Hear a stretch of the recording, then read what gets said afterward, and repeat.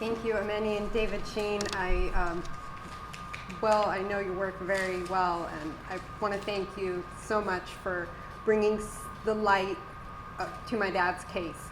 A lot of people don't know the truth of what's really going on, and I think you are shining a huge light on everything that's going on, and it needs to be told, and with your findings, it is coming to light. So thank you very much, and thank you all for coming today, and I'm sure we're in for a big treat today. Thank you. Thank you.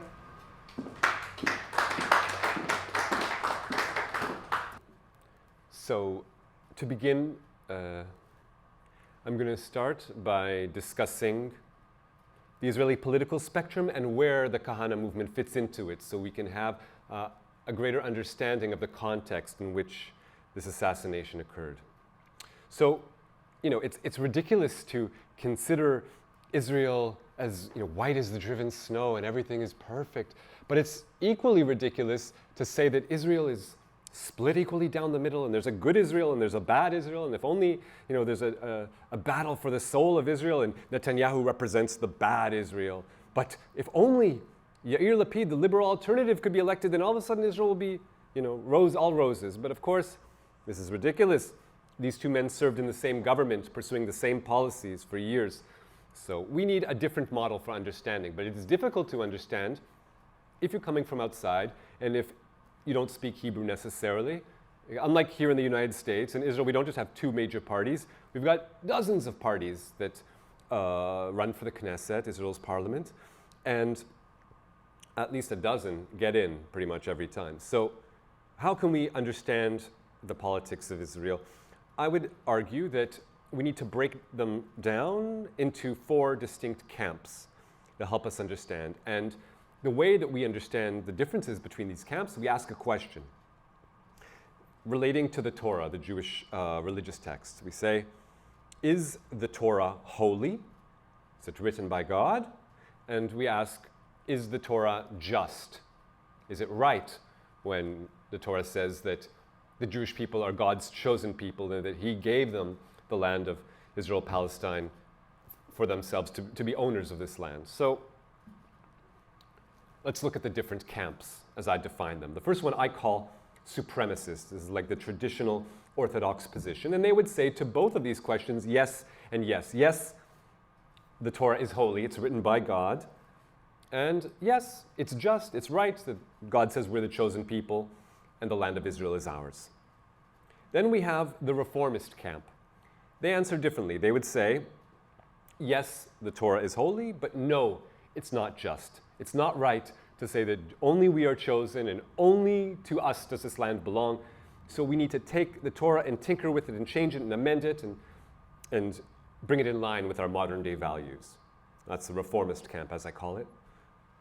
Then another camp is the opportunist camp. This is the name I gave it, the traditional Zionist position. And they would answer the opposite. They would say, no, the Torah is not holy. Of course not. It's just literature. It wasn't written by God. It was written by people and edited by other people in different periods of times. But yes, it is just when the Torah says that we are the chosen people and this land is ours. So in summary, no, there's no God, but yes, God gave us this land. So they don't even believe in that, so they're opportunists. They're just taking advantage of the religious. And then there's the humanist camp, and they would say no and no to both of those questions. No, this is not written by God. The Torah is literature. It's just like Shakespeare is a literature of the British people, so the Torah is a literature of Jewish people, but it's not holy, and it's not just to say that we are more special than others, or that we are more chosen, or that this land belongs to us more than anyone else.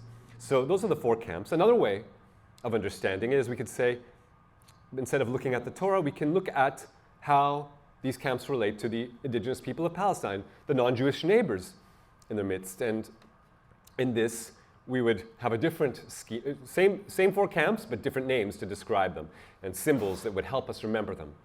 So there's the integration camp, and they want a one-state democracy, one state from the river to the sea, and everyone in the country having equal rights. The next camp would be the separation camp. They want two states, a Jewish state and a Palestinian state. Third camp is the domination camp. They want one state from the river to the sea, but they want it to be an apartheid state where Jews have more rights than non-Jews. And then there's the elimination camp, and they want the country, again, to be one state from the river to the sea, but ethnically cleansed of non-Jews. So we can ask how these camps relate to the Palestinians or the non-Jews, and we can ask how they relate to the Torah, and of course we could also just use the typical, accepted forms of political categorization: socialist, liberal, nationalist, and theocrat. But whatever we use, these are the camps I've assigned, and it's also important to say, because Israel is the national project, so therefore the nationalist camp is the biggest camp by far. So big, in fact, that it makes more sense to kind of break it down into labor and revisionist or left and right.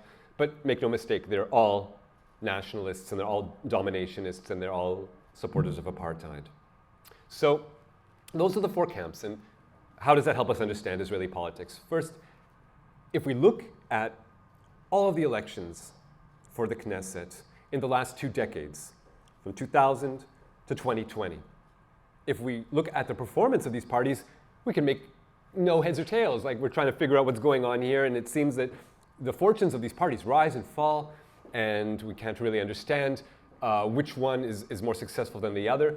But if we take each of these political parties and we funnel them into the camps, and then we chart them on the graph, all of a sudden we see that there's incredible consistency.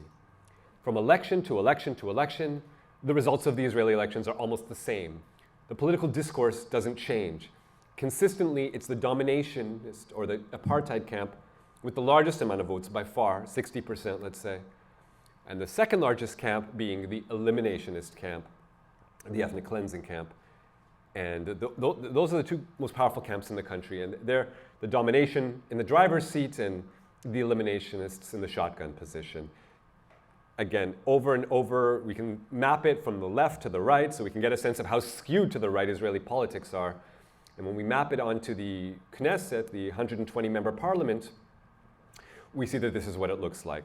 Vast span of blue of the nationalist camp, and the second biggest being the eliminationists. So what happened? Why are now, after at least 20 years of this, and probably more, but I was only able to get government data going back 20 years. But in any case, mapping these out,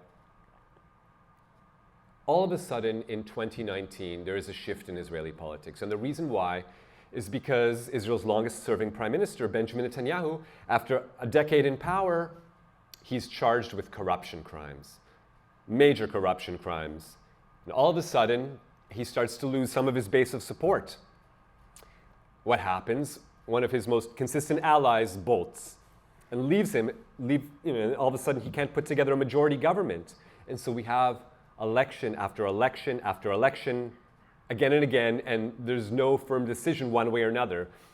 Do the people hate Arabs more, or do they hate Netanyahu more? That seems to be the question of the day. And then until finally this logjam is broken through by one of the eliminationist parties, the religious parties, abandoning Netanyahu as well.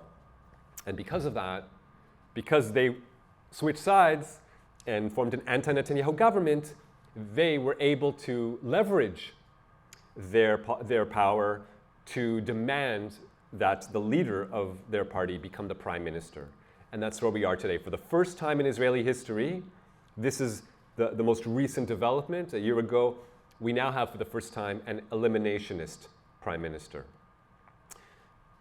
This is what the government looks like now. The light, the different sectors that are light are representing the government, and the darker sectors are those that are in the opposition.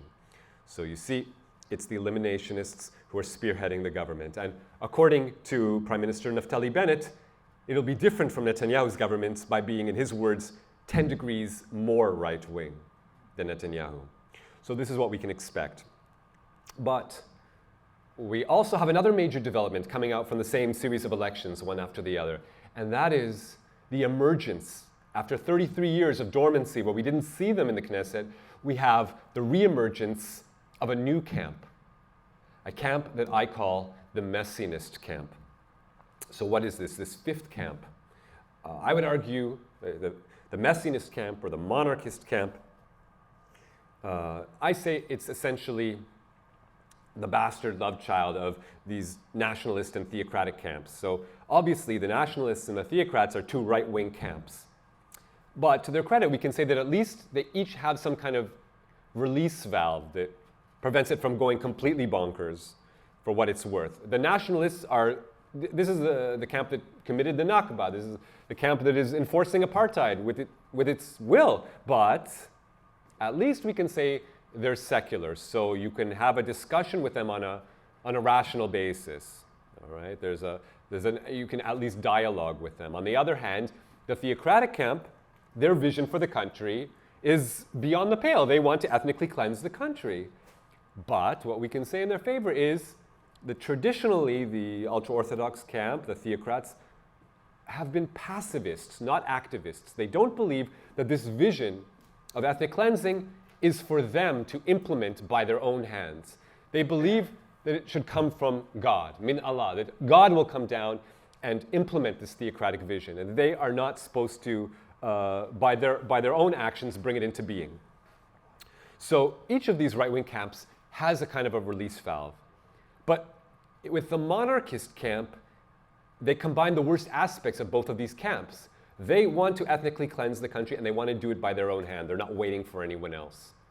So this is the camp that is most dangerous, and now they have returned to the Knesset after 33-year absence.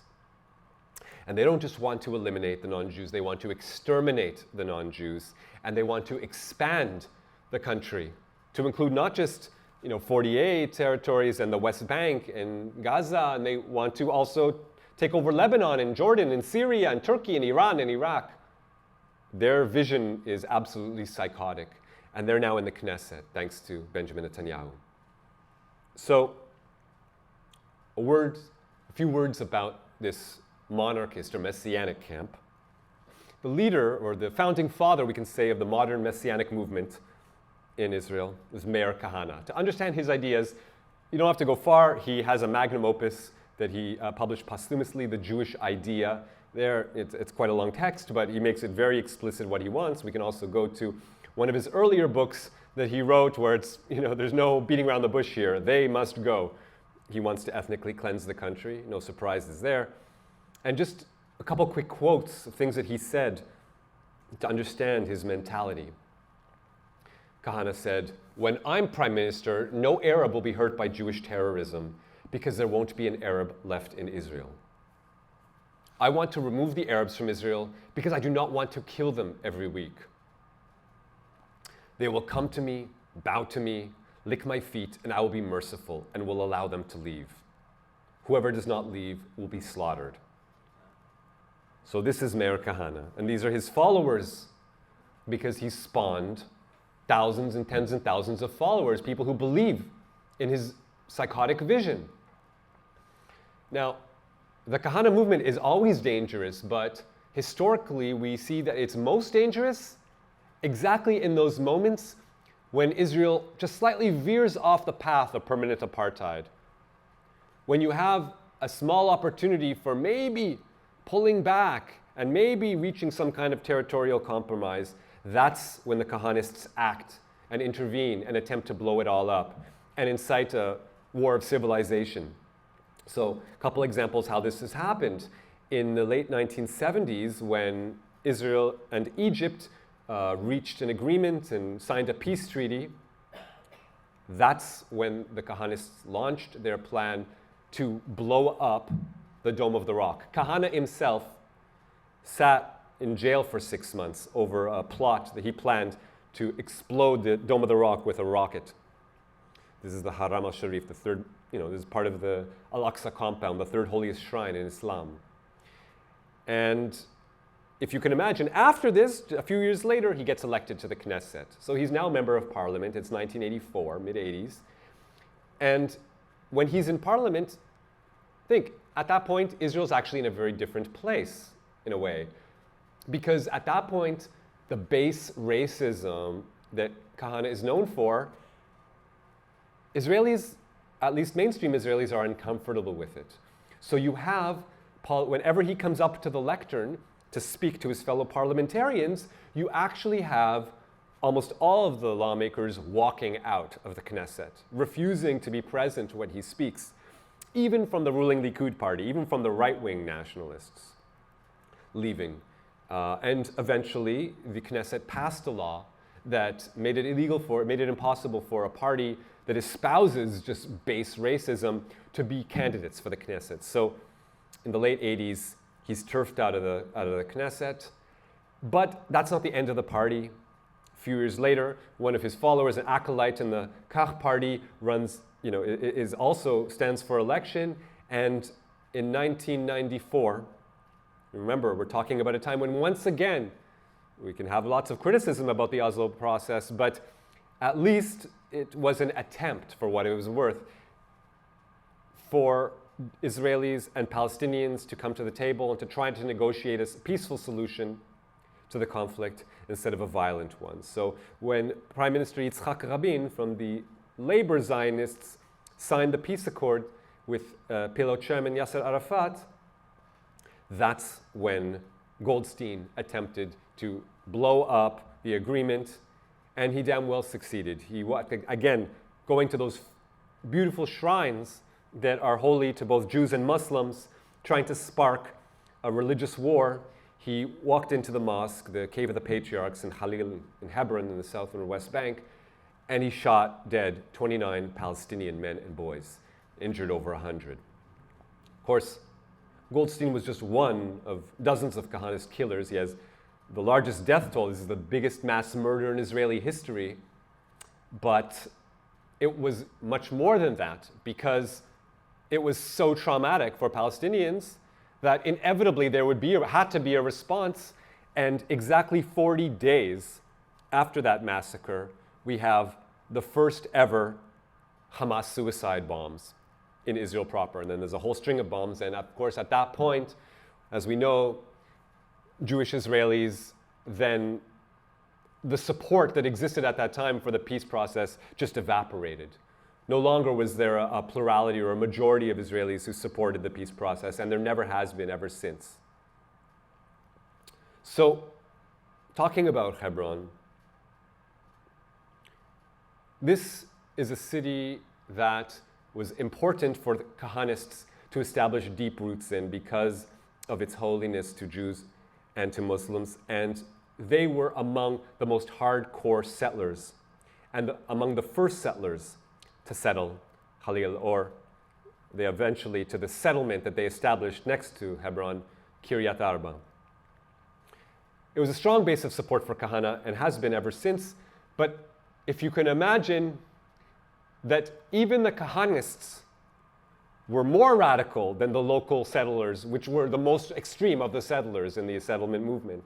So for the hardcore Kahana movement, they decided Kiryat Arba wasn't right-wing enough, and they decided to establish an outpost of Kiryat Arba. This is the first settlement outpost in Israeli history. And among those who founded this settlement outpost were Baruch Ben Yosef and Israel Fuchs and Bob and Rochelle Manning, all American-born Jews who followed Kahana to Israel. And the settlement outpost that they founded was called El-Nakam, which means God avenged, or God of vengeance. And these founders of El-Nakam were, according to all the FBI agents that I interviewed, were the assassins of Alex Ode. The Mannings, Israel Fuchs, and Baruch Ben Yosef. So that is why I call them the El-Nakam bombers. Now, of course, we're talking about the Kahanists, and there were many Kahanist killers, and there were many people killed by Kahanists over the years, dozens in number. Today we're only going to talk about one of them, Alex Ode. I don't need to tell you too many details, but just very briefly, we're talking about a Palestinian man who grew up in the West Bank, in the village of Jifna, and he moves to the United States, becomes an American citizen, and raises a family here. And in October 1985, his office is exploded when he walks in. And immediately, the number one suspects in his murder are the Jewish Defense League, the Kahanist group founded by Meir Kahane. At that time, the JDL is considered by the FBI to be the number 2 domestic terrorist threat. By the end of the year, the FBI publishes a report saying that they're the number 1. The Jewish supremacists are the number 1 domestic terrorist threat in the USA in 1985. And the heads of the Kahane movement in North America at that time, who spearheaded the assassination and plotted and planned it, were the JDL national chairman, Irv Rubin, and his lieutenant, Earl Krugel. So, just to give you the most basic grounding so we understand, who the players are, we're going to look at a map of the world and we're going to divide it into 3 panels so we can follow the action as it goes from coast to coast. We got the Pacific coast and the Atlantic coast and the Mediterranean coast. And it's between these 3 areas of operation. And of course, I don't need to explain here, civilian area, military occupation. The West Bank is under occupation, so you just understand what we're looking at. And as I said, Alex Saude grows up in Jifna, outside Ramallah. He moves to the United States. The Mannings come up here in Los Angeles. Andrew Green, later to be known as Baruch Ben Yosef, and Keith Fuchs, they grow up in New York. Fuchs actually moves out to LA, and then all of them move to the occupied territories, into Kiryat Arba, and to establish El-Nakam. So I'm just going to, now we've got a timeline on top so that we can follow the action. So we're all on board. So the year is 1984. Kahane has just been elected to the Knesset for the first time. Because of this, he has to give up his American citizenship. Under Israeli law, you cannot both be a member of Knesset and still hold a foreign citizenship. But because he no longer has American citizenship, he can't really run the Kahanist organization in the USA. He can't continue to be the head of the Jewish Defense League. And so he has to pass the baton over, and he crowns the next leader, the national chairman, Irv Rubin, the head of the JDL out here in California. For Rubin, Alex Saude is his nemesis. He's probably the most outspoken or one of the most passionate defenders of Palestinian people and Arab American people. At that time, he's the regional director of the American Arab Anti-Discrimination Committee. And so Rubin targets him for assassination. Now, this isn't off the mark. This isn't hard to believe. They consistently committed terrorist attacks going back years, for more than a decade. For example, in 1972, when there was a terrorist attack at Israel's national airport in Lid, in response to it, Rubin and Krugel and JDL members set off a bomb in a bank in Los Angeles. And then a few years later, there's later on there's a terrorist attack. Rather, in the same year, 1972, there's a terrorist attack in Germany at the Munich Olympics, and several Israeli athletes are killed there. Rubin decides he's going to get revenge for this, and he plants a bomb at the home of a local Palestinian American activist. Along with them is Robert Manning, one of the El-Nakam bombers, before he moves to Palestine. Manning quoted as saying to local media, "I just bombed an Arab's house in Hollywood. No Arab is going to be safe in this country." And so they're arrested on these charges. And then again, 1985, there's a terrorist attack. There's a hijacking of a ship in the Mediterranean, a cruise ship called the Achille Lauro, and one of its passengers, a Jewish American man, is killed.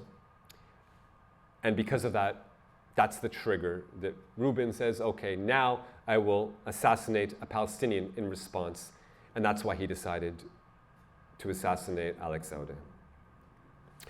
Now, for some people, this might be like coming as a surprise. What? A man like Irv Rubin? I thought that he was a respectable member of society. You're trying to tell me that he plotted murder? Yes, he plotted murder. Go back to 1976. There's an episode of 60 Minutes where Dan Rather exposed the fact that, and played recordings in which Irv Rubin's voice is heard, plotting to pay someone, a mercenary, to assassinate PLO leader Yasser Arafat. And you hear him on the tape saying, the state of Israel would love to see this man die. Every Jew would love to see this man die. So yes, this is definitely part of his MO. Now, at that point, 1985, the El-Nakam bombers are on the East Coast, in the New York area. And that's where they're committing a series of bombings. Up in Boston, a bomb that they set off horribly injured a police officer who tried to defuse it, and they tried to bomb the ADC offices in Boston. And a bomb in Brentwood took off the legs of this man, rock and roll drummer, Rob Seyfried. And they killed a Muslim man in the New Jersey area, Paterson, New Jersey, Cherem Subzakov. So they already had committed a bombing run, a fatal bombing run on the East Coast with several victims. And now Irv Rubin invites the El-Nakam bombers to come out to the West Coast. And that's when they assassinate Alex Aude and blow up the ADC offices where he worked. Of course, medical teams tried to save him, but were unable to, and he died in the hospital hours later. What was the response from Irv Rubin, national chairman of the JDL? Straight up, no shame, saying to the press, no Jew or American should shed one tear for the destruction of a PLO front. The person or persons responsible for this bombing deserves our praise. I have no tears for Mr. Aude. He got exactly what he deserves. Of course, at that point, they're generating suspicion. They want to take credit for it. They want to enjoy the support of Jewish supremacists for this terrorist act, but at the same time, they don't want to be arrested by the FBI. So with the caveat, he says, we had nothing to do with the bombings. Then once he starts to get the attention of the FBI looking in his direction, he tries to divert it. If a minute ago he was saying that this was obviously an act by, implying that it was Jews who killed him, he then says, well, my theory is that they, the Arabs, wanted a martyr and blew this poor guy away. He had the chutzpah to try to blame Aude's assassination on other Arab Americans. This man, Aude, has become a martyr, and the FBI is laying it on our doorstep. They're killing us. They are killing us. Fast forward 1994, a statue of Alex Aude is, Alex Aude is honored with a statue outside Santa Ana Public Library. And at the dedication ceremony, Helena, who's here in the audience, says that Irv Rubin came right up to her. He attended that event, and he walked right up to her, looked me straight in the face, and told me my father deserved to die. A couple years later, 1996, the FBI puts out an announcement saying that it's willing to pay $1 million for anyone who has information that could lead to the conviction of Alex Aude's killers. In response, Irv Rubin calls this, saying it's an ongoing vendetta sponsored by the Arab community to get Jewish people. This is how sick it gets, inverting reality, claiming to be the victim.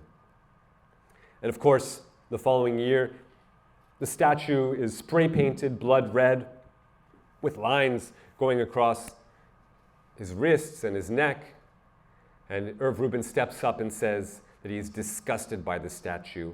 I think the guy is a war criminal. So this is Irv Rubin. Now, I came into this story trying to make heads or tails, trying to understand what actually happened and why these killers have never been brought to justice. So I sought out representatives of local police, and I was able to track down this man, Hugh Mooney, of the Santa Ana Police Department, now retired. And I interviewed Mr. Mooney. He, in fact, was the first police officer to arrive at the scene of the crime. So he has very sharp recollections about what happened that day. And this is what he told me. I responded up there to take partial command of the scene, talking about the ADC offices. The FBI was there within 30 minutes of the explosion. We were there wondering what was going on. No sense of why this had happened. And then a helicopter landed at a field next door. Turned out to be the FBI and LAPD. They knew what happened and who did it and who the target was. They told us right off. So already from minute one, the FBI had its top suspects. So what happened? Why weren't they arrested?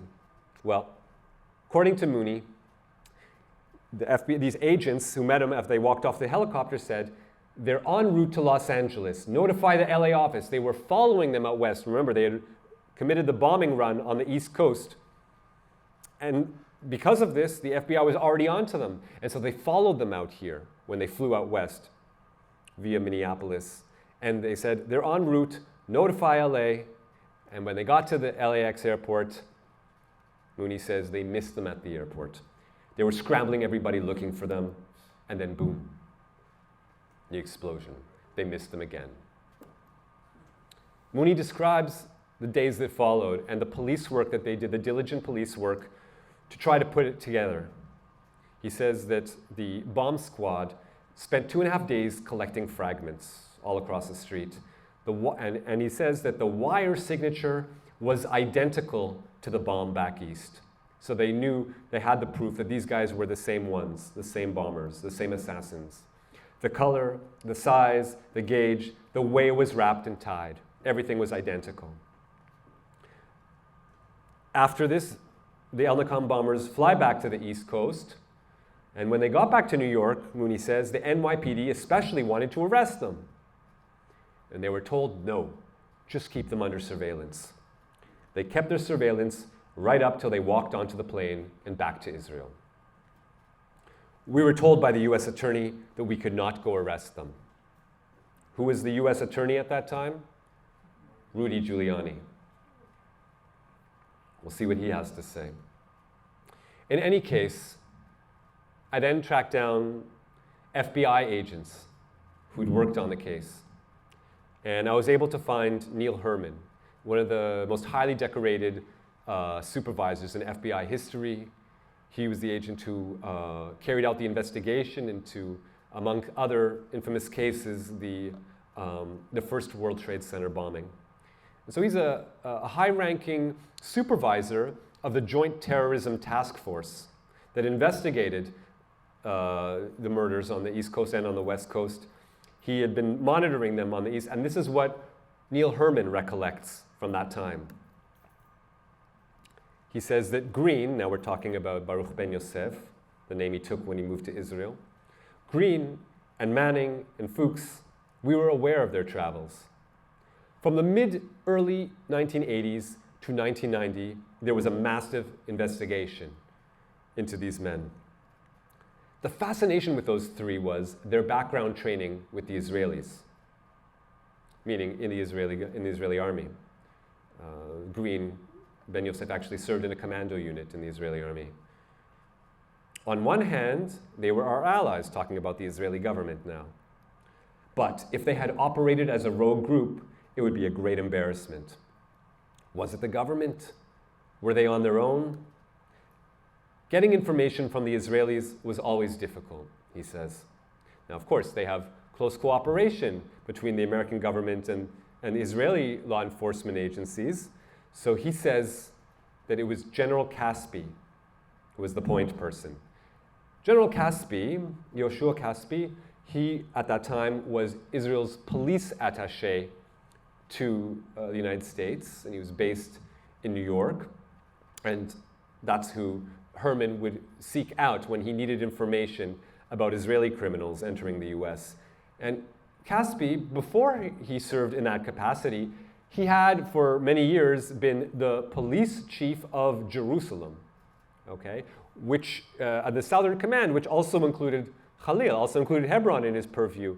And so he had to have known about these guys because he himself was responsible for, amongst other things, securing the holy places, including in Jerusalem, including in 1980 when Kahane and Ben Yosef plotted to blow up the Dome of the Rock. So Caspi should have known very well who these people were.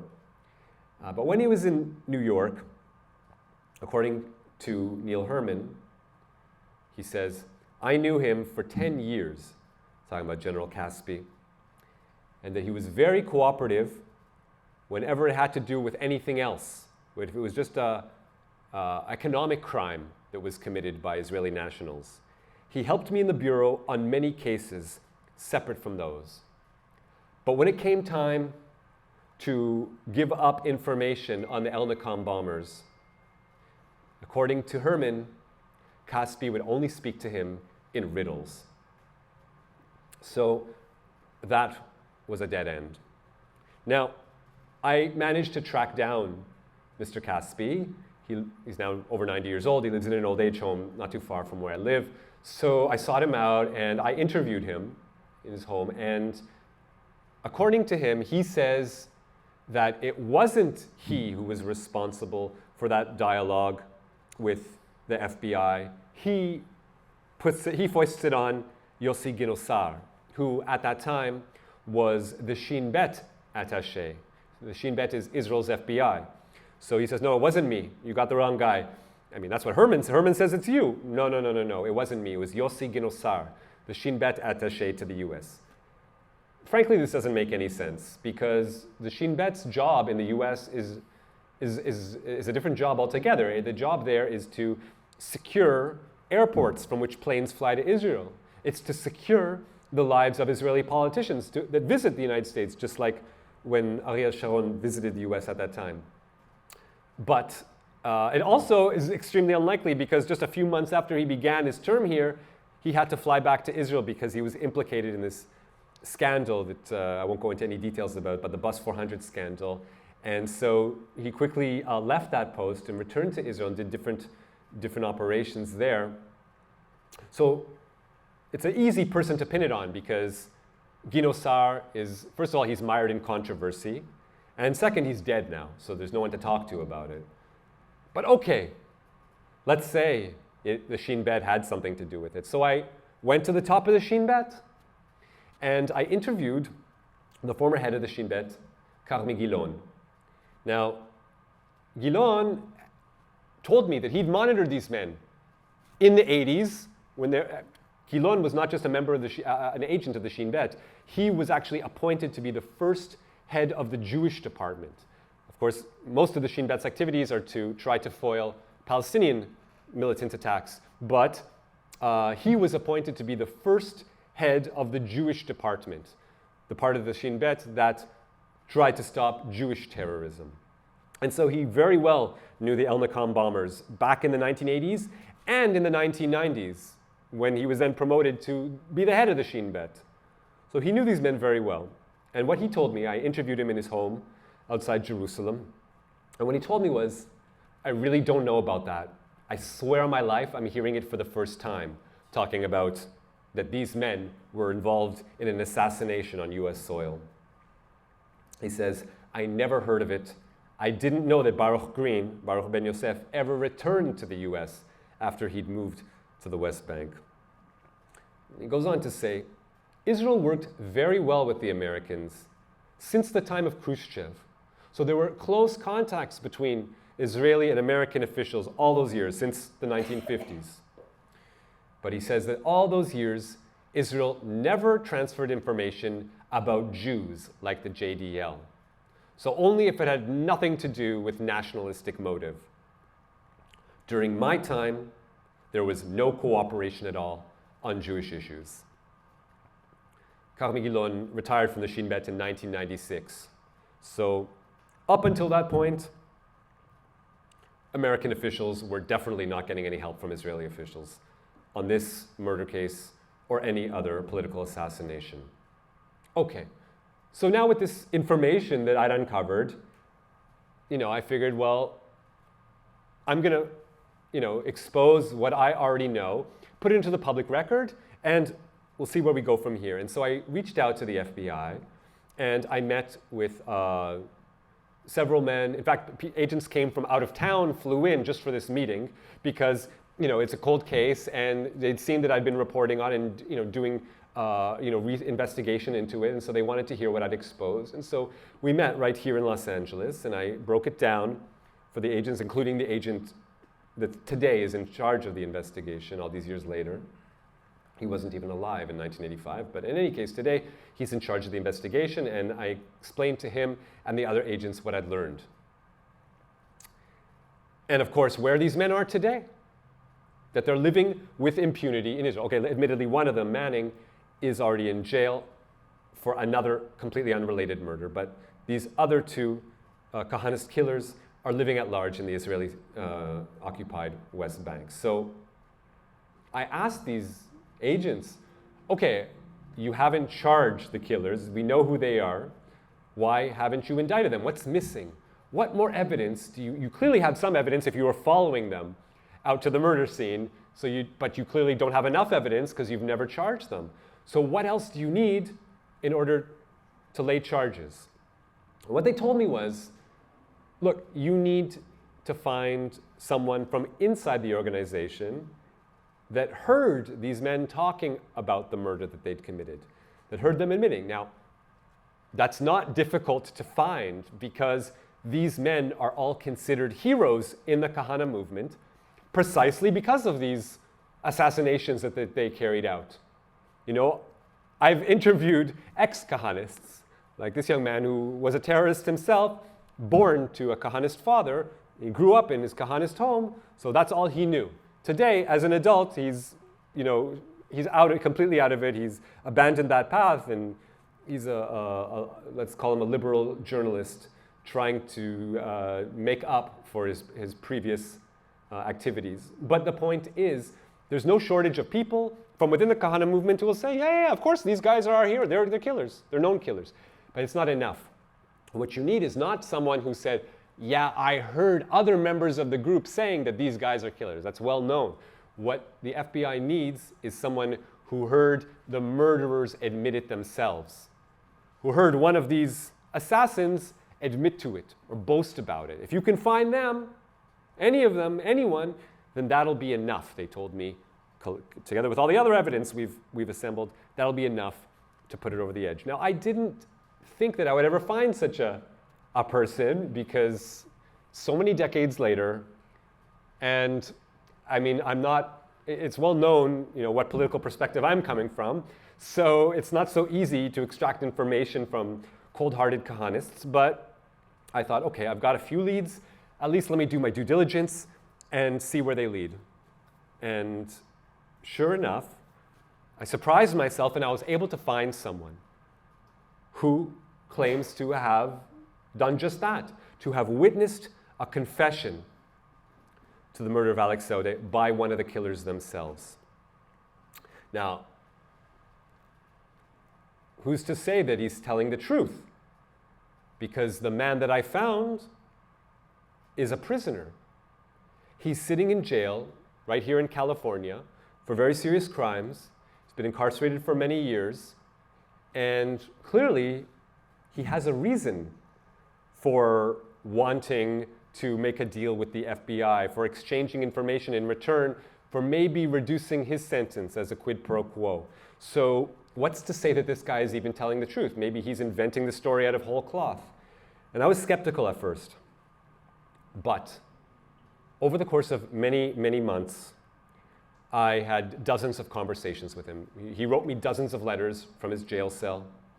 And we had dozens of phone calls. I got a phone number here in California that would forward to my Israeli mobile so that he could call me from jail and we could speak over the phone and I could interview him about his recollections. And it took me a very, very long time. But in the end, I came to the conclusion that yes, he must be taken seriously because there's no way that anyone could know the things that he knows unless they were part of the inner circle, unless they were close to Irv Rubin, the head of the JDL. The amount of information he knows, I know this, but I'm one of the handful of people who aren't experts on the Kahane movement, And if only me and a handful of other people know this, and this guy knows this, then clearly there's no other conclusion to come to, but he really was on the inside of the JDL out here. And this is the story that he tells. I'll tell it in pictures. So going back to 1985, Irv Rubin is a father. He has a young son named Ari. Fast forward to 1989, according to this witness, he says that on that day, in late November 1989, he was sitting in a parking lot in the San Fernando Valley. To be specific, he was going to be selling guns to another criminal. As I said, this man is sitting in jail for a whole bunch of crimes, and so at that time, he was sitting in the parking lot waiting to make a deal for the guns he had, and all of a sudden, he sees Irv Rubin. He didn't know who Irv Rubin was, but he sees a man with his young son being confronted by a mugger. At that time, the witness, who I'll call V, he felt some sympathy. Even though he knew nothing about Irv Rubin, his partner was pregnant with his child. And so he felt some kinship, some empathy for Irv, seeing that he was being mugged right in front of his young son. And so he intervened. Well, the mugger had a knife, but V had a gun. And so he was able to defend Irv, and Irv beat the mugger, laid him down on the ground. And now, of course, Irv Rubin is over the moon. He's excited as anything because, this guy, not only did he save him from this mugging, but after a few words are exchanged, he realizes that V is also Jewish. Now, amazing, you're a strong Jew and you support, you're a Jew with a gun. This is exactly the kind of Jew I want around me. And he invited him to join the Jewish Defense League. Now, V wasn't really interested in doing so because he came from a secular family. They weren't politically involved. They weren't strongly Zionists. And so he, politely refused Irv's invitation, but so he didn't come out to the various events in which the JDL would, harass and harangue pro-Palestinian activists here. Amongst other things, I've seen video of them right here in Los Angeles screaming at Palestinian Americans, screaming, "Dear Yassin," again and again. These are the disgusting activities that they would regularly perpetrate. But in any case, so V did not want to participate in any of that political activity, if you can call it political activity. But, of course, he was interested in a new customer for his gun running. So according to V, they established a working relationship, and V says that at least once a month, I would sell guns to Irv Rubin, sometimes 20 at a time, sometimes just a handful. He says Irv, he preferred the handguns, but bought bigger stuff, like HK-91 and HK-94. So he has very specific memories about these interactions. In any case, on one of these occasions, these monthly occasions when he would sell guns to Irv, he came to his house in the San Fernando Valley, and at the time, Rubin's lieutenant, Krugel, was there as well, and he got an invitation. Irv said, "Why don't you come join us? We're about to go have a bite to eat." So he figures, why not? He joins them, and they head over to Los Alamitos, where there's an infamous Jewish deli there called the Catella Bakery. And they sit down at the bakery, but before they do so, they're driving in, they park their car, and then another car pulls up to join them. Now, who's in this car? 3 people, amongst them, Ben Yosef. This is a photo of what he looks like now in 1990, early 1990. And they sit down at a booth, and they begin to talk to one another. Now, first of all, Irv's doing the introductions, explaining to each other who these people are. So first of all, he explains to Ben Yosef who V is. He says, "Remember I told you that story about the mugger and the Jewish guy who stepped in and saved me? Remember that?" And then he explains what happened. V is now recalling that incident with the mugger. He says, Irv took his ID from his wallet while he was still on the ground. I didn't realize what Irv's intentions were at the time. But then he explains, and he explains to Ben Yosef, so remember I told you about that mugger who I then killed? So now we learn for the first time that amongst other crimes that Irv Rubin was responsible for was the killing of this African-American man in late 1989 in the San Fernando Valley. So after introducing V to Ben Yosef, explaining, well, he's the guy who saved me from that mugger that I killed. Now he's, exchanging the introductions. Now he's saying, okay, well, that's who V is. Now he's explaining to V who Ben Yosef is. And he says that he is the guy who killed Alex Ode. V responds, what's an Ode? He has no clue. As I said, he's completely unconnected. He's no strong ties to the Jewish community. He comes from a Jewish family, but he wasn't politically aware. So then they had to explain to him. And they did so. According to V, BBY, that's Ben Yosef, laughed out loud and confessed he and Manning were responsible. And then Ben Yosef told him, you would have liked him about Manning.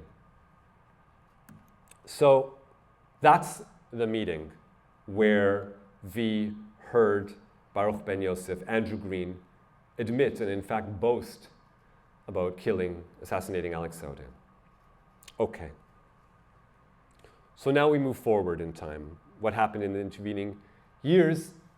Irv Rubin continues with his racist campaigns, but in addition to that, they strike an agreement in which they embark upon a whole new set of crimes. According to V, they then engaged in pimping and prostitution.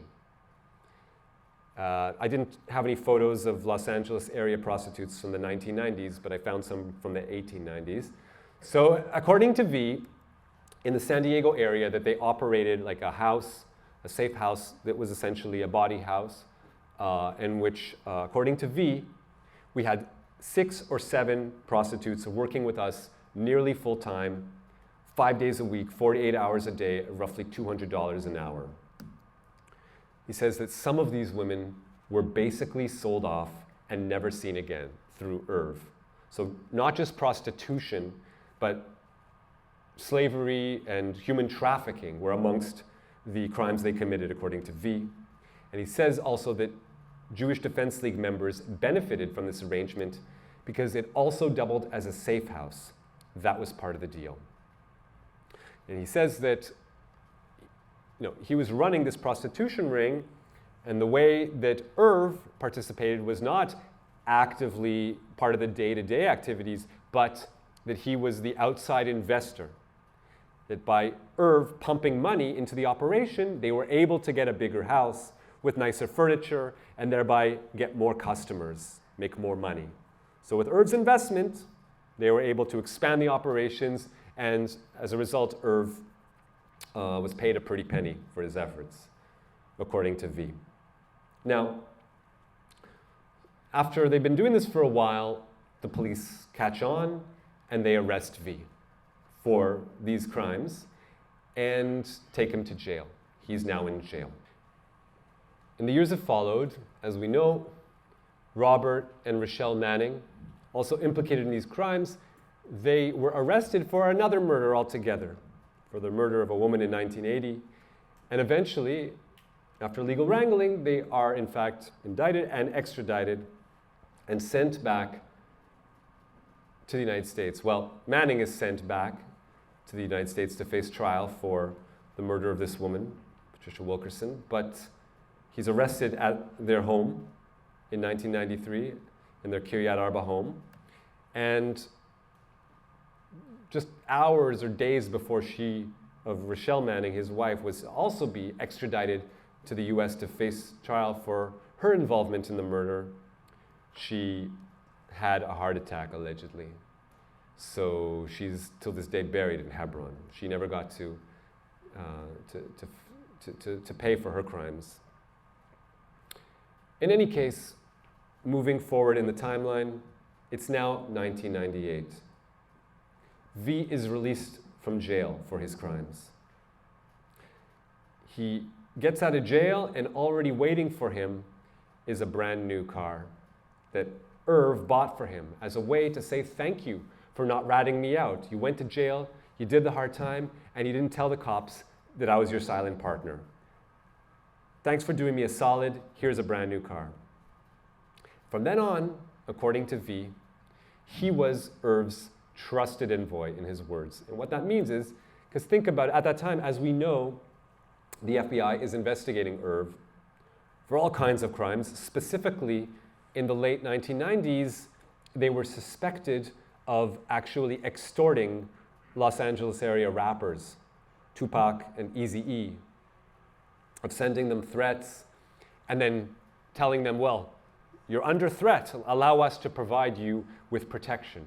So this protection racket that the JDL operated came under suspicion, and so they were under investigation by the FBI. So Irv couldn't easily communicate with the Kahanists back in Israel. And so he needed someone to be his go-between, someone that no one knew was a member of the JDL. That person was V. And so according to V, he would send faxes, or actually he would receive faxes from the Kahanists in Israel. He says that it was Fuchs, one of Alex Ode's assassins, Israel Fuchs, who set up the fax line.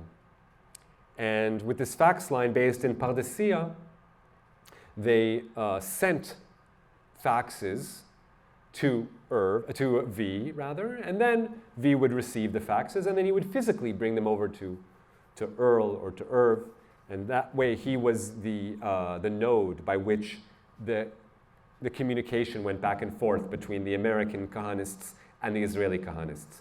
But it also went both ways, he says. Yes, I was receiving faxes and taking them to Irv, but also I was receiving money from Irv and sending it to the Kahanists in Israel.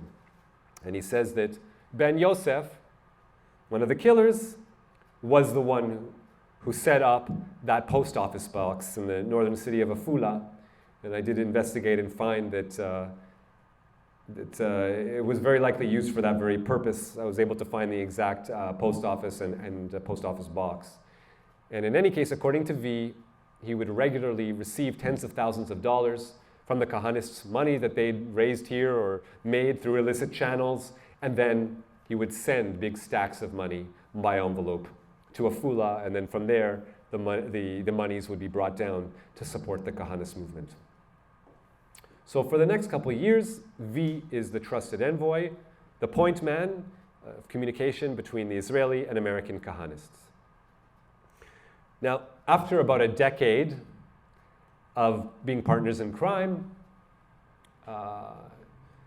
in Calabasas, California, there was a meeting between Irv and Earl and V, another member of the notorious gang, and they got together, and at this point, V is actually doing reconnaissance work for Irv. Irv asked him to monitor the activities of the local congressman, Darrell Issa.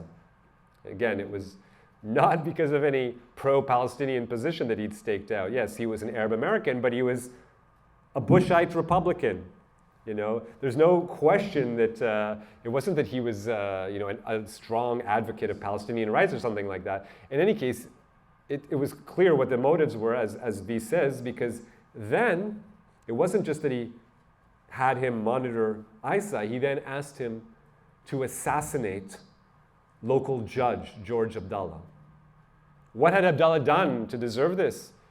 Why did he deserve to be killed? According to V, Irv said, Irv didn't like Arabs in America running shit. So just the fact that there was an Arab American who actually had reached a prominent position through his own hard work and was nominated to be a court judge, that was enough to justify his assassination. In any case, V was disgusted at this point, and he wanted no part of it. And he told Irv, fuck you, I'm not your shooter, do it yourself, in his words. And he spat in Irv's face and walked out.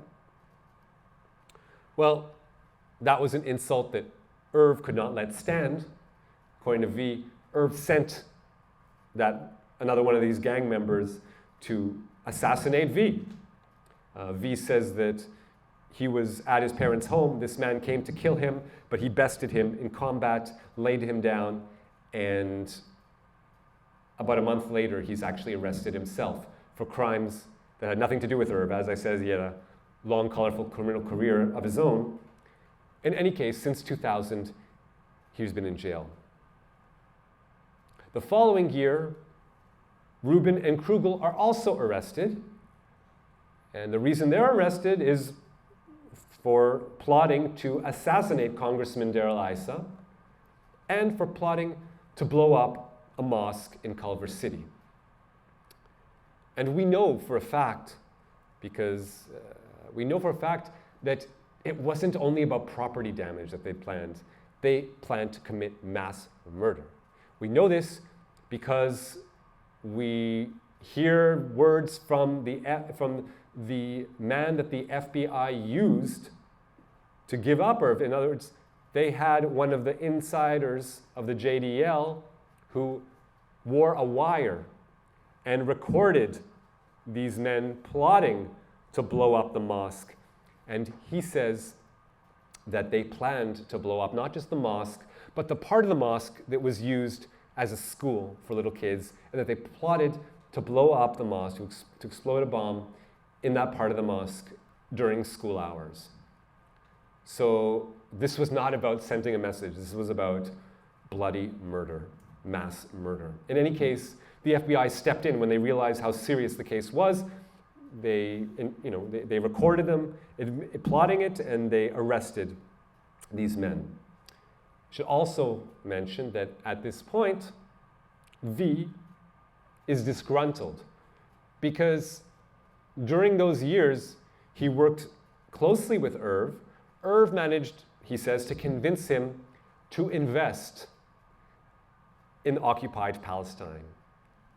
Specifically, he says that Irv managed to convince him to invest about $50,000 in purchasing land in the occupied territories. And so once they had a falling out, V wanted his money back. And with Irv in jail, he reached out to one of the lawyers that represented Krugel and Rubin in their court case. His name is Mark Worksman. He's a lawyer right here in Los Angeles. And according to V, he told Worksman that he wanted his money back. And then Worksman said, conveying a message from Irv Rubin saying, Irv is sorry about the blow-up you had. He wants to make things right. He wants to make sure you get your money back and all's well. But first you got to do a favor for him. Could you kill Gillis, that JDL member who the FBI used to record them admitting to plotting to blow up the mosque and to assassinate Darrell Issa? So, according to V, this lawyer actually solicited the murder of the government witness that was used to put away Earl Krugel and to charge Irv Rubin with those crimes. But as we know, the following year, Irv Rubin died in jail. Allegedly, his throat was sliced by his own hand, they say, and then he tumbled off the railing and fell to his death. A few years later, Earl Krugel also died in jail. 3 days after he arrived in the jail, apparently it was death by neo-Nazi. He, right off the bat, ran afoul of a local white supremacist also sitting in jail, and that man bashed him over the head with a concrete block and killed him. Strangely, both of those received their life, those injuries that led to their deaths on the exact day of the year that was, one day off from a day before Kahane's killing, the death of their hero, the founder of their messianic movement. So I don't know who's responsible, if it was suicide or if it was pre-planned or if there were outside involvement, but in any case, we can now no longer ask them. So Irv Rubin is dead. Now, remembering his son was also at that meeting at that parking lot where V met Reuben for the first time. Let's ask his son. Unfortunately, his son Ari, who was there, he's now, he then went on, he grew up, but he's now dead as well. He committed suicide a decade ago. So who's left? Who can we ask? Reuben's dead, Kahane's dead, Krugel's dead. Going back to that 1990 meeting at the Catella Bakery in Los Alamitos, who were those who witnessed this alleged confession to the murder of Alex Saudeh? Well, with all these men dead, the only ones left are, in fact, Ben Yosef and V. But remember, Ben Yosef came to that meeting with two other men. One of the men was a man named Jeffrey. We don't know too much more about him, but we know what he looks like, and we know his first name, and this is what he looks like. He was also a close ally of Reuben. We see him in images taken at that time from different JDL actions. Here he is. V has identified him as the one who was there. So if you see this man anywhere, he must look different decades later. But if you see this man in the LA area, call me, let me know. But there was also another man, remember the one I've labeled W. He too was a witness to this confession. W is a man named Moshe Makayas, an Israeli national living in the US at that time, a cold criminal. Then he was known as El-Makayas. After their meeting, he and Ben Yosef went back out to the East Coast. From there, of course, Ben Yosef goes back to Palestine and continues his life there. But let's circle back to Makayas, because he is an interesting tangent here that perhaps can help us crack the case. So El-Makayas, he's got a partner. He's based on the East Coast in the New York area. And El-Makayas and Suter have a moving company, but they're also engaging in grand theft auto, at least according to V. V says that he would regularly receive communications from Makayas in the years that followed, in the 1990s, and that these communications involved the theft of massive amounts of vehicles straight off a boat, that they would drive them across the country and resell them. According to V, he figured out, talking about Irv, he figured out how to make brand new Honda Accords disappear into thin air. A brand new 1990 Honda Accord EX sold for over $20,000, but we'd let them go for like $12,000. So they'd steal massive amounts of cars, drive them from one coast to the other, and then resell them out here in California and make a pretty penny. So that's the scam that they're operating. Eventually, El-Makayas moves down to Miami, and that becomes his new base of operations. So the El-Makayases are in Miami, the Suters are up in New York, and then Suter is running his own operation with his wife, staffed by other Israeli nationals. And then 9/11, 2001. The World Trade Center towers are blown up. And at that time, a woman is standing in her apartment, and she sees outside her window a group of men observing the fall of the towers. And from her perspective, they don't seem to be sufficiently sad about it. They seem to be enjoying themselves. They seem to be joyous. So eventually, she calls the FBI. The FBI, sends out an APB, and these men are arrested. And they've been known ever since as the dancing Israelis, so-called. These men are arrested and under suspicion of having something to do with 9/11, because why else would you be dancing? Upon seeing now they didn't actually dance, that's just a label that's been affixed to them over the years, but apparently they weren't expressing sufficient sadness, and I'm sad to say, if you actually understand the psychology of Israelis, you really wouldn't be surprised, because it's a not uncommon sentiment to learn of some terrorist attack in another part of the world and think, aha, now you finally understand what we go through. Good. So I'm not surprised that Israeli nationals would act in that way. It doesn't imply to me that they had any involvement. And in fact, they didn't. But their case wasn't helped when the FBI went to their offices of the moving company they worked for, and they found it a big balagan, and Suter, the owner of that company, fled the country. Just left the offices as is, with things scattered all over, and he just fled to Israel, him and his wife, the owners of this company. So now the FBI is really suspicious. Could these men have had something to do with 9/11? And they interrogate them for the next few months. What they find is that it's extremely unlikely. They come to the conclusion they didn't have any foreknowledge. Yes, they drove to this apartment building because this apartment building has a gorgeous view of the New York City skyline. And from this apartment, they had a clear view of the towers. So once they'd heard that the towers are up in flames, they went out to this vantage point and they started taking photos there. Just like today, anyone would take up their camera, their phone, and take photos of anything that seems worthy of documenting. And they did the same. Now, eventually the FBI comes to the conclusion in its report.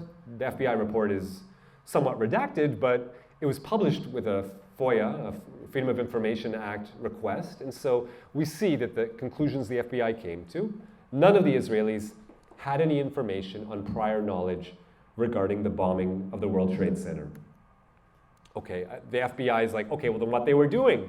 Well, they believed that perhaps these men were Mossad, or at least one of them was Mossad, because why else would they? But no, they said what they probably were doing, if not arranging the 9/11 terrorist attack, they were probably spying on Arab Americans. I mean, it's no secret that the Israeli Mossad engages in espionage all over the world, and the FBI came to the conclusion that these men, or at least one of them, had been living in the US pretending to be a mover, but was in fact spying on Arab Americans in the New York City area. Well, since it came to that conclusion, I mean, of course they were upset, because according to the agreement between the US and Israel, Israel is allowed to have some intelligence operatives in the US, on US soil, but it's not, it has a specific quota of agents that it's allowed. And these men weren't registered with the American government. So the FBI was pissed. At the same time, it's 9/11. They got bigger fish to fry. They've got a massive terror investigation to carry out. And if these guys had nothing to do with 9/11, then yalla yalla, let's move on. And they eventually, a few months later, sent them back to Israel. Now, so this is the company they moved for. But if we read the texts of the FBI report that was FOIA'd, we see that what happened was, again, a combination of anti-Semitism on one side and philo-Semitism on the other side. What do I mean by that? These men were common criminals. They weren't Mossad spies, but because in some quarters there's a philo-Semitic assumption that, oh no, Jewish people could not possibly be involved in common criminal activity. No, if an Israeli national is doing something untoward, then they must be a Mossad agent. We know Israel's got the best spy agency in the world, so obviously they can't be criminals. No, they must be spies. But all the evidence was there. You just read it in the FBI report. And former employees and current employees of the company just explained it straight out. They said that Suter and his wife, Suter was a crook. They would fill up the trucks with empty boxes because he would charge the customers by cubic feet.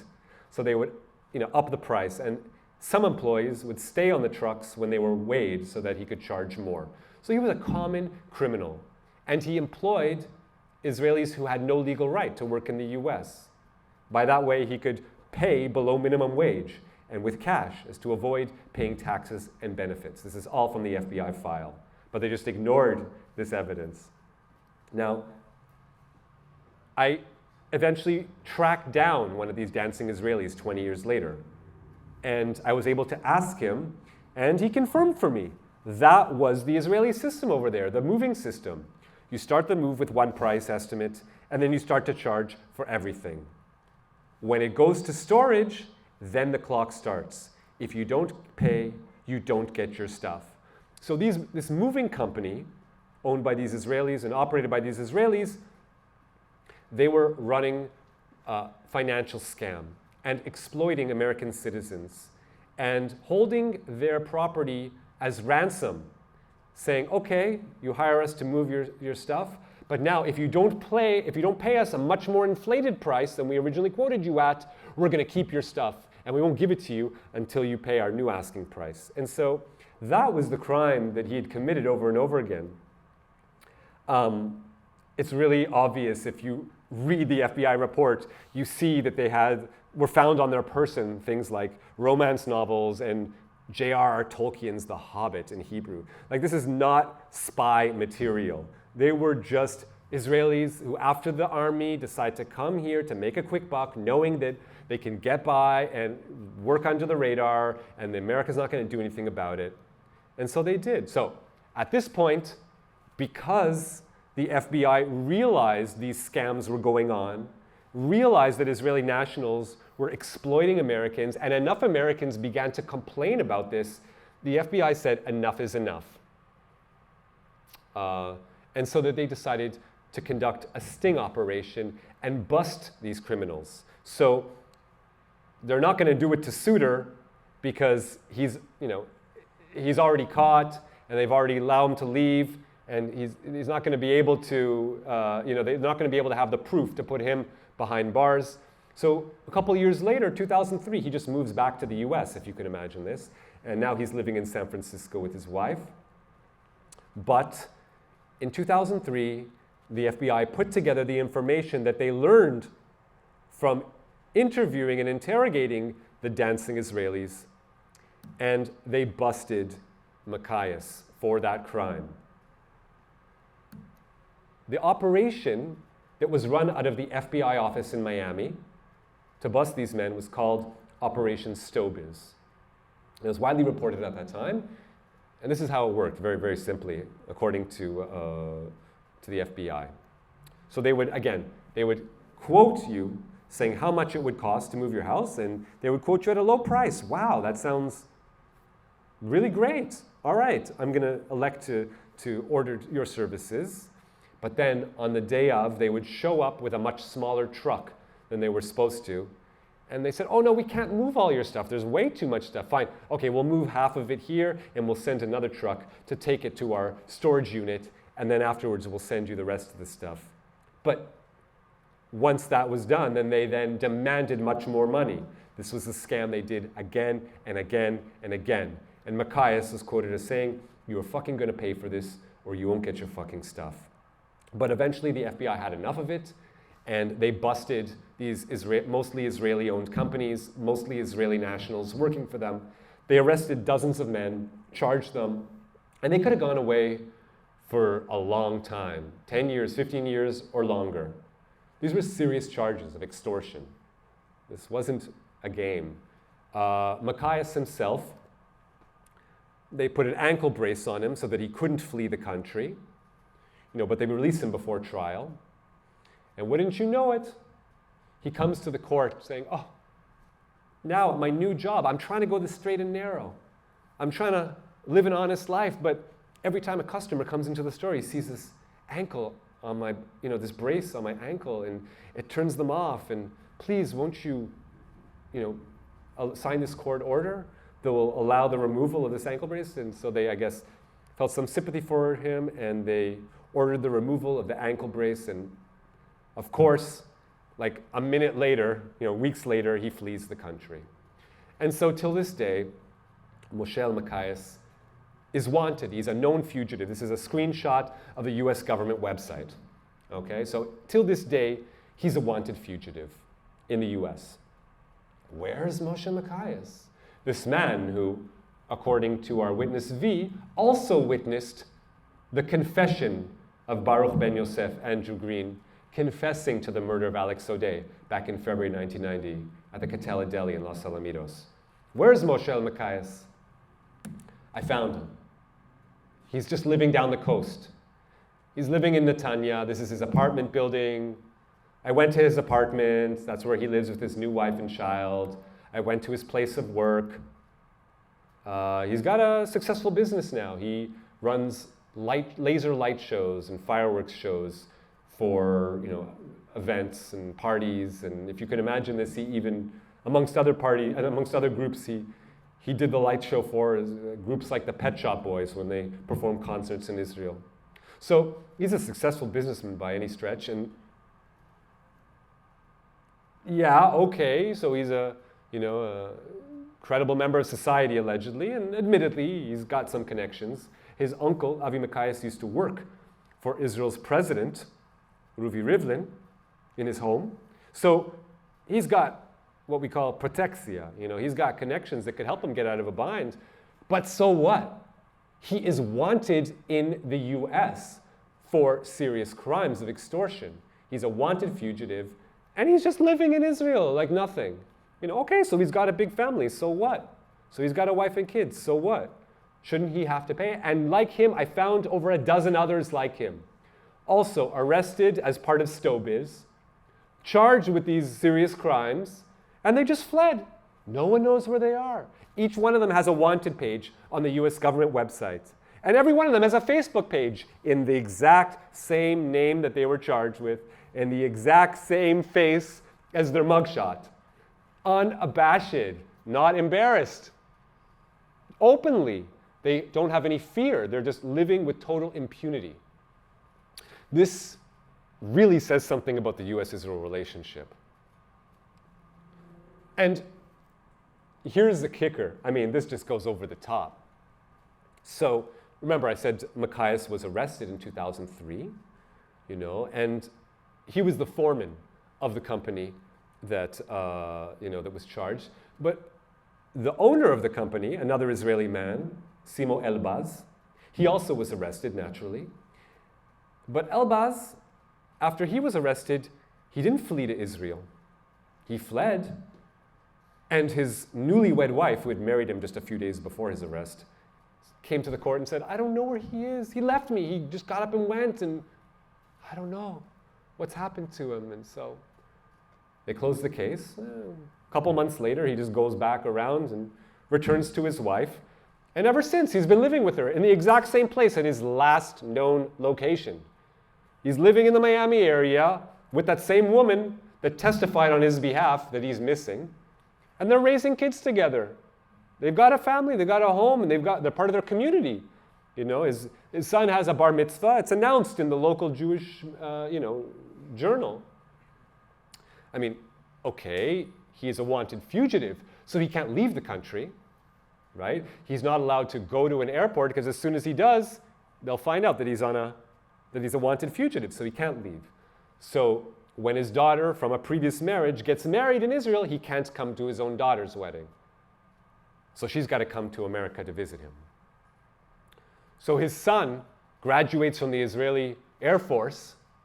What Zionist father wouldn't want to, be at that ceremony where his son is, graduates from the Air Force, but he can't go because he can't leave the US.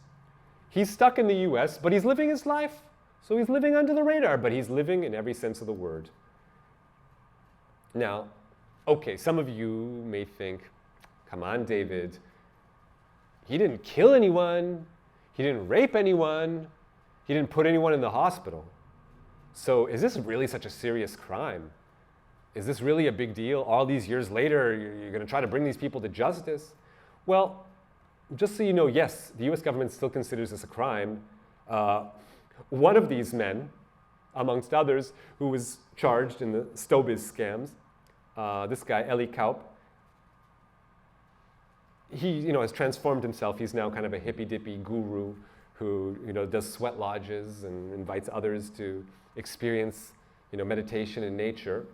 But I guess he was so spaced out that he'd forgotten about what he'd done a decade earlier, and he decides to travel to Mexico, but he flies through San Francisco.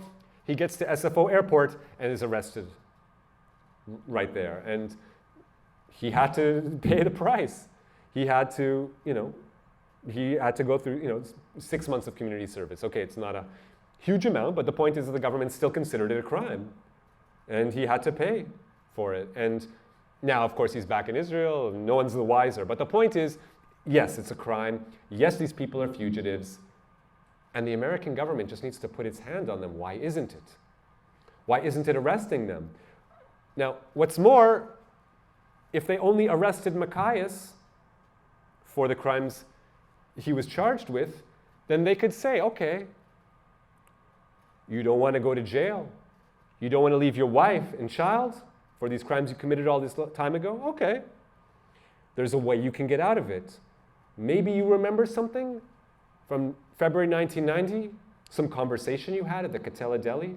Anything you want to tell us, Mr. Machias? And of course, Machias would be only too happy to give up Ben Yosef if they only tried. But Machias is still living in Israel, openly, in his own name. Now, all of these are examples. Everything I've explained to you right now is a long, complicated, convoluted narrative, but the reason why I told you all these tangential stories is to show you that there are reasons to believe the testimony of V. Yes, it's a little bit far-fetched to think that the Kahanists didn't only murder Palestinians, that they also ran prostitution rings, that they also committed grand theft auto. Okay, but there's a lot of evidence to suggest that V isn't just making this stuff up, because he was the one who led me to find all these Israeli criminals. If it wasn't for him, I'd have absolutely no clue about any of their activities. It's only because of him. Did he make that up too? No. That's actual fact. And what's more, he put me on to another Israeli terrorist. T is what I call him. I'll explain briefly who he is so you can understand how sick it gets. So remember I told you that the Kahanists here in California were sending tens of thousands of dollars, often every month, to the Israeli Kahanists. And part of the reason for doing so was in order to buy up land from poor Palestinians who were, in a bind, by offering them, outrageous sums of money in order to buy up apartments in Hebron and on the Mount of Olives in East Jerusalem, the places closest to the holy sites for Judaism and for Islam. And so with the money they were sending, they would acquire little by little more land and more land, thus dispossessing Palestinians further and further. Now, as I said, Irv Rubin is now dead. He's been dead since 2002. But in 2010, V, who is still in jail, he decides that, okay, that's all well and good, but I want my money back. I put $50,000 into this movement, and I now got nothing to show for it. I want those funds in return. And so he reaches out to Irv Rubin's son, Ari, who at that point is still alive. And he asks him, who's responsible? I want my money back. Who do I need to talk to? And Ari tells him that he needs to talk to T. T's the one who took his money and used it to buy Palestinian land. And who is T? Just some rando? No. He's not a rando. He's a two-time terrorist. This man, Thierry Pinchas Atali, if you can imagine this, is a two-generation anti-Arab terrorist. His mother even was a terrorist, working for the OAS. The Atalis grew up in Algeria. At that time, Algeria is going through its own struggle for independence and fighting off the French occupation. The number one terrorist group responsible for thousands of dead French citizens is the OAS. The OAS were those who fought back against the liberation movement of Algeria, those who bombed Arab targets in order to crush that movement for liberation, and his mother was one of the people who ferried bombs back and forth for this terrorist group. So he already has a long-standing history, and eventually his family moves. Algeria becomes independent. He moves with his family. There's just a photo of one of the many terrorist acts that they're responsible for over the years, the OAS, and he and his family eventually move to Paris, and he grows up there. And at this point, France is a hotbed of neo-Nazism. There's this very strong white supremacist movement there. So the Israeli government decides, we need to train some young Parisian Jews to fight back and defend themselves from these neo-Nazis. And so they bring Attali and other of his cohorts to this Mossad base just north of Tel Aviv, and they train them there. They train them in combat, in gunplay, in bombcraft, all the skills they need to wreak havoc.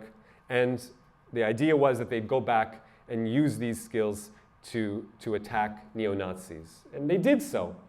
But very quickly, they began using these tactics against any political opponent. They would attack anyone who was an anti-Zionist, anyone who was pro-Palestinian, any manifestation of support for Palestinian rights. They would physically attack them in the streets using these terrorist tactics that they'd learned in Israel. He and his friends, they were, the French government brought charges against this cell, but Attali himself managed to evade any consequence for his actions, which, according to a French film director who made a documentary film about Attali, he told me that amongst other crimes he's suspected of is setting off bombs in an Arab library or an Arab bookstore in Paris while there's people in it.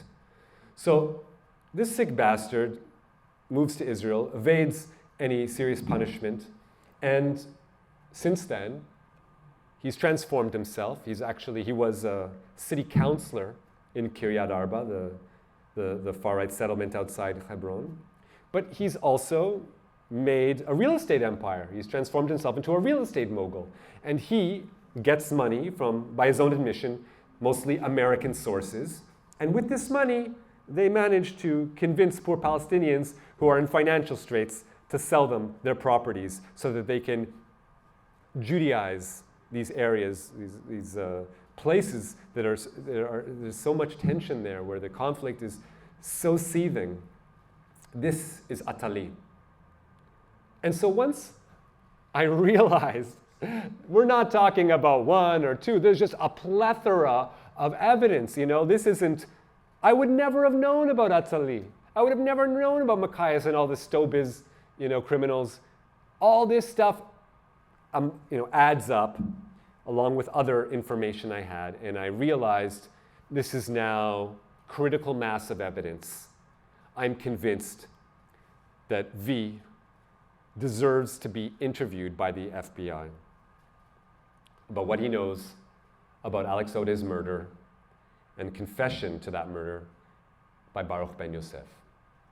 So I reach out to the FBI and I do a presentation for them where, just like right now, this is now Corona time, so I can't fly over here to the US, but the same FBI agents that I'd met a year earlier, I now reach out to them and they agree, and I don't only reach out to the FBI, I reach out to the DOJ as well, because, if you want to cut a deal with V and you want him to share his story, he has a price. He wants to reduce his sentence somehow. So it requires not the FBI, who are the ones who pursue criminals, but the DOJ, who can actually offer him a deal. So I set a meeting with the FBI and with the DOJ, and I explained all the evidence that I've just explained to you. And I waited. And at first I just assumed, well, it's obvious, or at least it's obvious to me, that this man is worth interviewing at the very least. Go talk to him. He's sitting in a jail cell. He's not going to hide or run. He's willing to talk to you. But an entire year passed. And they did not do a thing.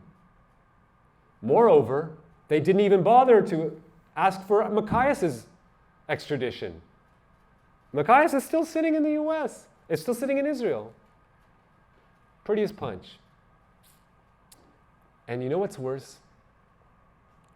That because we're living in COVID times now, in the year and a half plus that's elapsed since I gave the FBI and the DOJ this information, another key witness has died.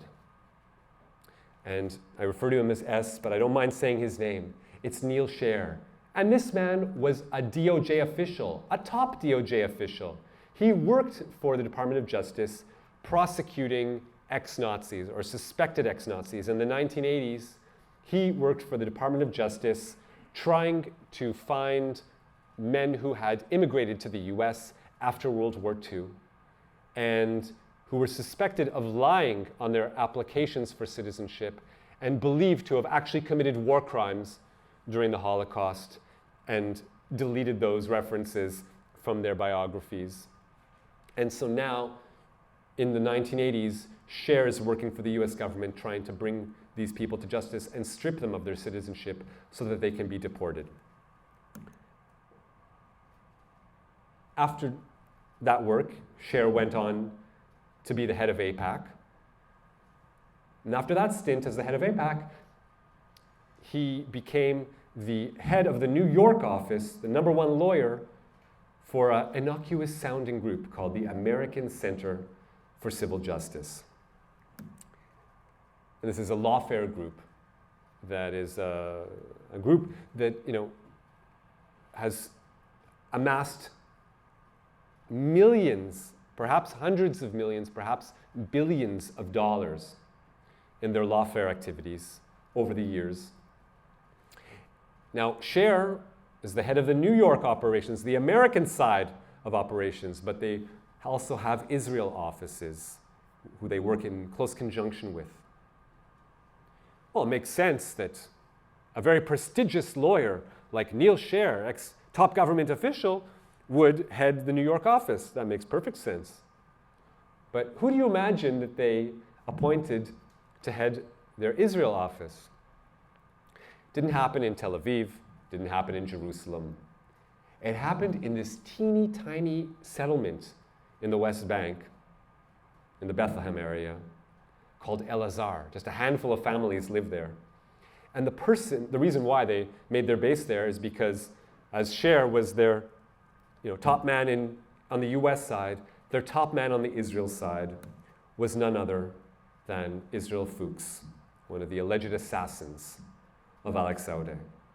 So for over a decade at least, this top government official, ex-head of AIPAC, worked in close conjunction with who the FBI says is one of Alex Saudeh's murderers, and funneled money to these terrorists, known terrorists. Now, Fuchs, as head of the Israel operations of the ACCJ, he hires none other than Baruch Ben Yosef, another one of those assassins, hires also another lawyer by the name of Simcha Rotman, and he trains him to be his protege, working with him in the ACCJ. Now, the thing is, why is this so scandalous amongst other reasons? Scher must have known. He should have known, and he couldn't have not known. Because back in 1985, remember, before the El-Nakam bombers assassinated Alex Saudeh here in Los Angeles, they first bombed to death a man on the East Coast named Cherem Subzakov, one of these men who was accused of having committed war crimes during the Holocaust. Now, there's no way for me to know whether he actually did or didn't, but we do know for a fact that when a New York Times writer wrote about him that he'd committed these crimes, he sued the writer, and the New York Times was forced to pay him like $500,000. So whether he did or not, we can't say. But the point is, because he was able to put up a defense, Scher was never able to strip him of his citizenship. So once Scher failed to denaturalize Subzakov, What are you saying, David? Are you saying that he got frustrated? He wasn't able to put the supposed ex-Nazi behind bars and kick him out of the country, so therefore he turned to the El-Nakam bombers and asked them to kill Subzakov, as they eventually did? I'm not saying that. I don't know that for a fact. In fact, it's unlikely in the extreme because the JDL hated Subzakov well before that. You know, going back to the late 70s, you have JDL, Jewish Defense League, protesting outside of Subzakov's house saying, "Death to Subzakov." So I don't think they needed any help from Sher to convince them to try to assassinate Subzakov. But it's been reported in the press since the 1980s that Fuchs is the top suspect of the FBI in Subzakov's murder, as well as Alex Odeh. So then you go on for another decade to work in close conjunction with this man that you know for a fact to be a murder suspect and funnel money to these terrorists? When I told this to the FBI agents, they were like, this is solid. They were pretty pissed. But they didn't do anything. And so then COVID took his life. Cher is now dead. So we can't even interview him. These were serious crimes. Funneling money to terrorists is a federal crime. He could have been forced to admit what he knew. What did he know? Who knows? But he spent a decade working with Fuchs. Surely they must have discussed the case since they both tried to destroy Subzakov's life. But we'll never know because the FBI failed to even interview him before he died. And what happened to Fuchs in the years that followed? Well, I told you how he trained Simcha Rotman to be his protege. After working with him in the ACCJ, they started up a new NGO together called the Movement for Governance and Democracy. You know, so banal, the title, so Orwellian. So this group called Meshilut in Hebrew that they co-founded together. If you can imagine this group is now in the Knesset. This is a photograph of the Knesset, of a Knesset committee meeting, and that circle around the faces of Fuchs and his proteges, Rotman and Amrani, and they're actually authoring legislation that's getting passed by the Knesset. That's how deep the corruption goes. And as I said, Ben Yosef also worked for ACCJ, and he too has created a protege. He has too passed on the baton. You know, after working for years as a lawyer, defending other Kahanist killers in court, he then trained a young activist to take over for him, another Kahanist through and through. That man has then surpassed him. Ben Yosef himself wasn't able to enter the Knesset, and neither was Fuchs, because again, to enter the Knesset, you need to give up your citizenship. And when he tried to give up his citizenship in the early 90s, the American government refused. Of course, if they had allowed him to give up his citizenship, they would never be able to extradite him, or it'd be much harder. So Ben Yosef himself will never be a Knesset member, and neither will Israel Fuchs. But they've both trained proteges that are now in the Knesset. Each of these men have front row seats where the most critical decisions facing the country are made. These two massive racists have been members of the Knesset since May, since Netanyahu brought the Kahanists back into the mainstream. This is where we are. The alleged assassins of Alex Odeh have proteges in the Israeli parliament. And it reminds me of what Hugh Mooney told me when I interviewed him in his home, talking about these guys and why they've never paid a price for their crimes. They had connections higher up, obviously. They had friends in high places. Still do, obviously. Or now they're the people in high places. This is what they looked like then. They took the life of Palestinian-American activist Alex Odeh right here in Orange County, California in October 1985. And this is what these men look like today. These are the El-Nakam bombers. And I demand that they be brought to justice.